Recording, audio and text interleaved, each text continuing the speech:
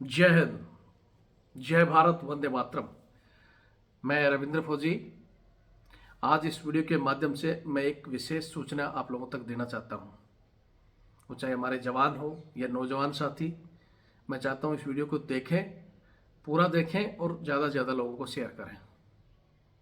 आप सभी को पता है जो हमारा हाई कोर्ट में केस चल रहा है पुरानी भर्तियों के सिलसिले में, जिसकी मैं पूरी आपको आगे डिटेल दूंगा कि आगे इस केस में क्या होने वाला है और हमारी तरफ से हमने क्या करना है।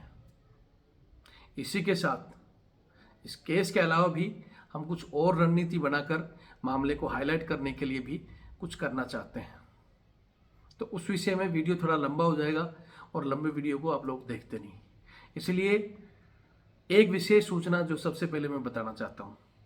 आपको पता है कि इसकी 18 नवंबर को जो सुनवाई हुई, जिसमें जो मुख्य न्यायाधीश महोदय थे दिल्ली हाई कोर्ट के, सतीश चंद्र शर्मा जी और दूसरे सुब्रमण्यम प्रसाद जी, जिन्होंने स्पष्ट कर दिया है 10 या 15 मिनट जो बहस हुई थी कि ये बहुत ही गंभीर मुद्दा है और इसमें हम आगामी 12 दिसंबर को लंच के बाद पूरी बहस इसी स्पेशल मुद्दे पर होगी, जिसमें सारे के सारे केस पे एक एक करके सुनवाई होगी और जिसको हम या तो 12 को ही कोशिश करेंगे कंप्लीट हो, अगर 12 को नहीं हुआ तो 1 या 2 दिन में सारा के सारा फैसला आ जाएगा।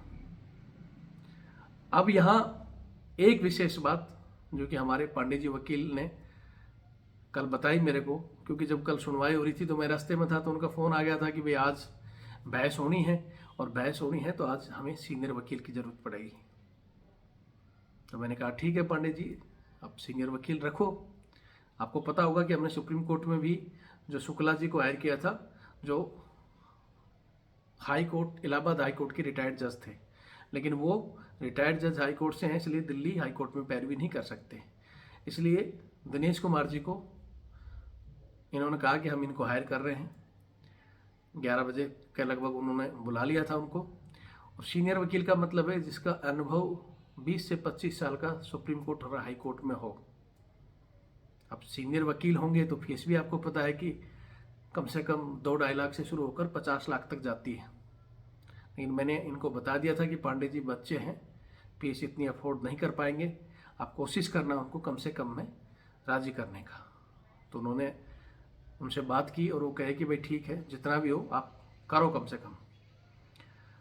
अब यहाँ 18 तारीख को वो 11 बजे आए, बैठे रहे। हालांकि केस पहले 11 बजे से पहले सुनवाई होना था, फिर लंच के बाद का नाम लिया और होते होते 4:30 बजे सुनवाई।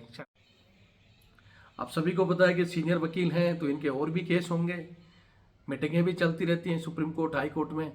तो कह रहे थे कि भाई मैं जाऊंगा, टाइम हो गया। पांडे जी भी कह रहे थे, तो मैंने बड़ी मुश्किल से इनको रोका कि भाई 10 लाख बच्चों का मामला है, सेना और जवानों का है।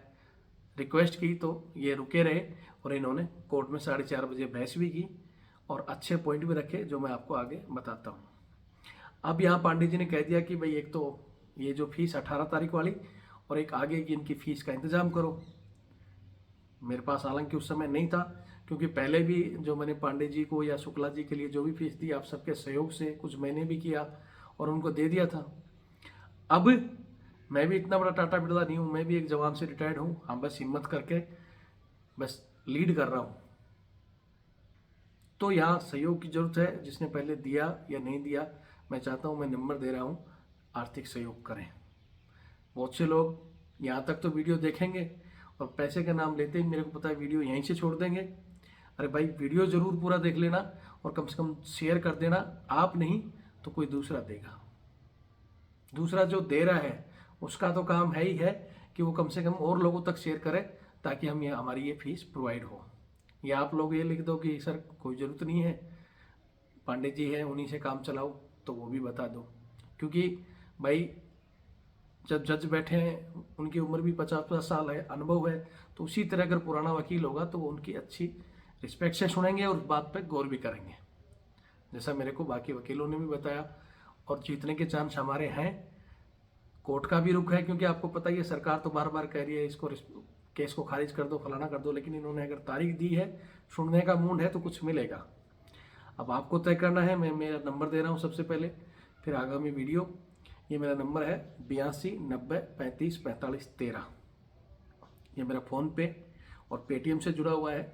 आप सभी को पता है कि हमने जब आंदोलन किया था पिछली बार, तब से मेरा गूगल पे बंद है, जो आज तक नहीं शुरू हुआ है। तो उसके विकल्प के लिए ये मेरा बार कोड, क्योंकि बहुत से लोग कहते हैं कि हमारे पास तो गूगल पे ही है, तो भाई ये बार कोड है। आप इस बार कोड से भी गूगल पे से, पेटीएम से, फ़ोनपे से, किसी से भी भेज सकते हो। इसमें भी वही मेरा रविंद्र सिंह का नाम से आएगा।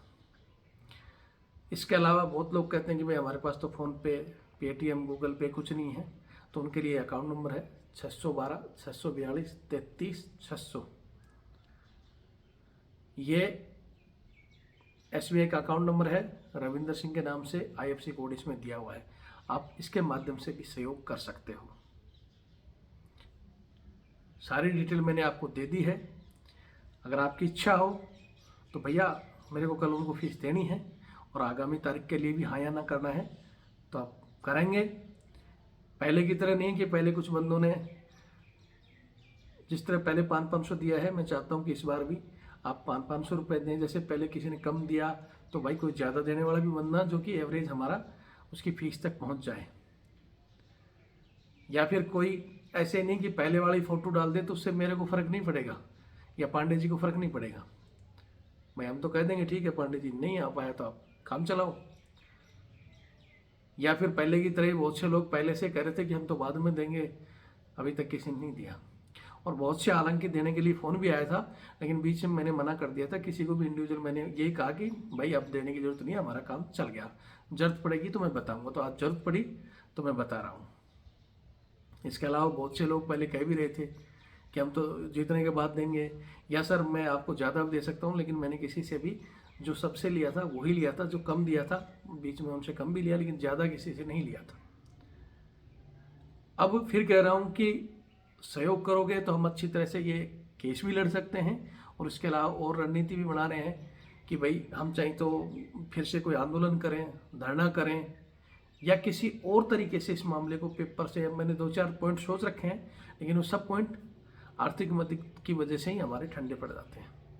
तो सब पॉइंटों के लिए अगर आप मदद करोगे तो हम भी आपको ऑटोमेटिक पता चल जाएगा। रविंद्र फौजी के पास बजट आया तो रविंद्र फौजी ने कुछ ना कुछ शुरू कर दिया, और कुछ ना कुछ शुरू करेंगे तो कुछ ना कुछ मिलेगा। जैसे पहले भी मैंने बताया था, बच्चों को लग रहा था सर उम्र छूट का NA को मिलना शुरू हो गई थी। कुछ बच्चों को लगा सर अभी तो ट्रेडमैन और कलरक को नहीं, तो वो भी मिलेगी। मैंने इसकी तो पहले गारंटी ले ली थी कि तो मिलेगी, और वो मिल रही है। और अब मैं कोशिश यही कर रहा हूँ कि पुराना एग्ज़ाम, ज्वाइनिंग, एनरोलमेंट, यानी सारी की सारी पुरानी भर्तियाँ हों। और चीज़ों पर भी हमारे पास धीरे धीरे चीज़ें आ रही हैं। जैसे अब कह रहे हैं कि जो अग्निपथ में चले जाएंगे उनका क्या होगा, तो मैं चाहता हूँ अगर वो बच्चे हमारे केस में शामिल होना चाहते हैं तो वो भी अपने नाम दे दें एक बार, ताकि हम ये चीज़ भी उसमें लगा दें कि भाई हम अग्निवीर में जा रहे हैं और वहाँ अगर ट्रेनिंग वगैरह करते रहे और इसका फैसला है तो उनका क्या होगा। तो वो लेकिन शामिल होंगे, सपोर्ट करेंगे, तभी हम आगे की चीज़ों को कर सकते हैं, नहीं तो फिर इनके लिए हम उनका वो नहीं कर सकते। अभी आपका काम है। मैं चाहता हूँ वीडियो को ज़्यादा से ज़्यादा शेयर करें। बाकी चीज़ें मैंने आपको पूरे लाइव में डिटेल से बता दी कि क्या क्या हुआ है। फिर भी अगर किसी को चाहे तो मैं दोबारा बता देता हूँ कि उस दिन जो बहस हुई, आप सभी को पता है कि हम पहले 11-12 बजे होना था, लेकिन उस समय कोर्ट ने सारे मामले देखते बोले ओ ये तो अग्निपथ है, इसको तो हम दोपहर के बाद सुनेंगे। और फिर दोपहर के बाद वो रेलवे का जो एक केस था, क्योंकि वो 11 बजे से 1 बजे तक चलता रहा। फिर खाना लंच खाया तो उसके बाद में भी उन्होंने कहा कि चलो इस पर थोड़ी सी बहस करके इसको ख़त्म करेंगे, लेकिन वो धीरे धीरे 3:30 बजा दिए उसने। फिर 1-2 मामले तो जल्दी जल्दी निपट गए थे। हमारा नंबर 4:30 बजे आया था। और फिर ये पेचीदा इतने मामले देख कर जैसा आपने माथा पकड़ा, भाई बोले तो बहुत बड़ा केस है, इसके लिए तो सेपरेट टाइम चाहिए। तब उन्होंने ये 12 दिसंबर का सेपरेट टाइम दिया। उन्होंने अपने कंप्यूटर वगैरह में देखा होगा, क्योंकि हमारे वकील साहब ने, उन्होंने बोला था कि साहब देखो ये तो पहले ही बहुत टाइम से पीड़ित हैं बच्चे, जल्दी करो इनके लिए कुछ। फिर और भी पॉइंट रखे थे कि 25% पक्के कौन होंगे, 4 साल की नौकरी में क्या होगा, ये सारे के सारे पॉइंटों पर, या ये बच्चे जिनको आप गवर्नमेंट क्या दे रही है, तो सारे पॉइंट रखें। तो इन सारों पर बहस होगी। बात है कुछ लोग कह रहे हैं कि भाई अग्निवीर अलग होएगा फलाना, ऐसा कुछ नहीं है। सिर्फ जिन जिन याचिकाओं में जैसे अग्निवीर पे और दोनों चीज़ों का है, पहले अग्निवीर वाली से शुरुआत होगी और फिर उन इंडिविजुअल को सुना जाएगा। जज साहब ने क्लियर कह दिया है कि कहानी अग्निवीर से ही इफेक्टेड लोग हैं, और हो सकता है अग्निवीर का हल निकल जाए तो मामले अपना आप ही सही हो जाएंगे। लेकिन सुनवाई सब पर होगी और 12 को ही होगी। भगवान से दुआ करो, और जैसे ही 1-2 दिन में हमारे पास कोई बजट आता है तो हम रणनीति बता देंगे आगामी। उम्मीद रखो कि हम जरूर जीतेंगे, संघर्ष करेंगे, तो हार नहीं माननी है। और जो हार मान चुके हैं वो फिर वैसे भी दूर रहे और दूसरों को मनोबल ना तोड़ें, क्योंकि हम जरूर जीतेंगे, ये हमें उम्मीद है।